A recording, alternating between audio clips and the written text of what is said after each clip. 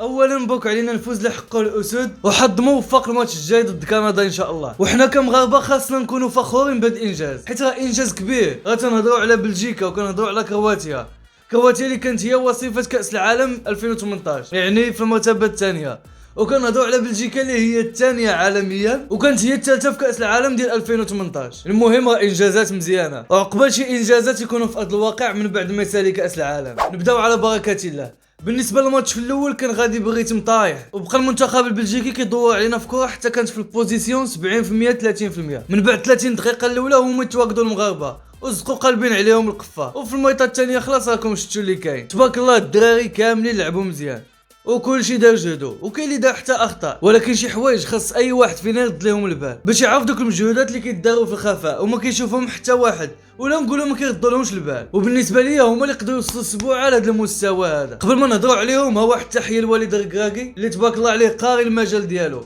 ماشي داخل بالمعرفه ولا باك صاحبي. رجع اول حاجه بغيت نشير ليها هي سايس والدور الكبير ديالو في وسط الملعب، والدور ديالو في جوج ديال الاهداف. باش نفهموا مزيان ندوزو لهنا. هذه الكفره الاولى ديال حكيم زياش اللي للاسف ما تقبلاتش، حيت سايس زرب واحد شويه اما كون صرعها. ها انت شوف هنا بغيتك تلاحظ شنو دار سايس، واللي هاد المهمه ماشي عفويه ولا زعما غير على الله، راه كان مخطط ليها، ولكن واش من الطرف ديالو ولا من الطرف ديال المدرب الله اعلم. المهم صرعها. ما فهمتيش؟ انت ركز معايا وانا متاكد غادي يضرك راسك فاش غادي تفهمني. هنا غادي يضرب زياش الكفره، ولاحظ سايس الزاويه اللي غادي فيها، داك القنت اللي غادي فيه، غادي تلقى باللي في واحد القنت اللي مغطي الرؤيه على الحارس كوتوا وكيخليه يتشوش ما يشوفش مزيان الاتجاه ديال الكره. كيف كنقولوا بالدارجه كيخربق الكارديان ويتلفوا على القبله، والكره كتمشي نيشان في الخط ديالها.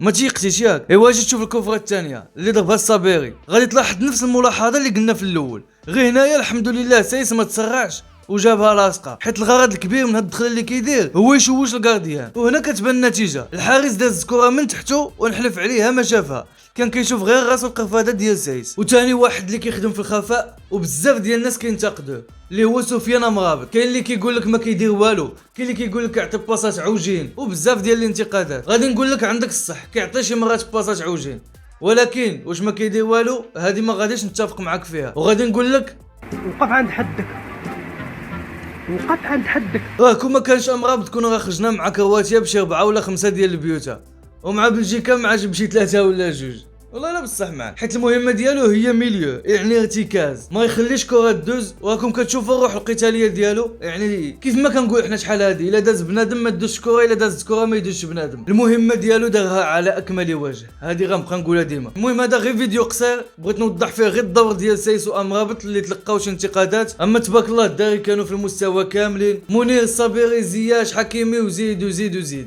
كاملين. والخلاصه هي خطه ومدرب ولاعبين وجمهور وكل شيء ناضي. وبالنسبه للماتش الجاي غادي يكون نهار الخميس ضد كندا، وكنتمنى يا ربي راك عارف دمتم سالمين.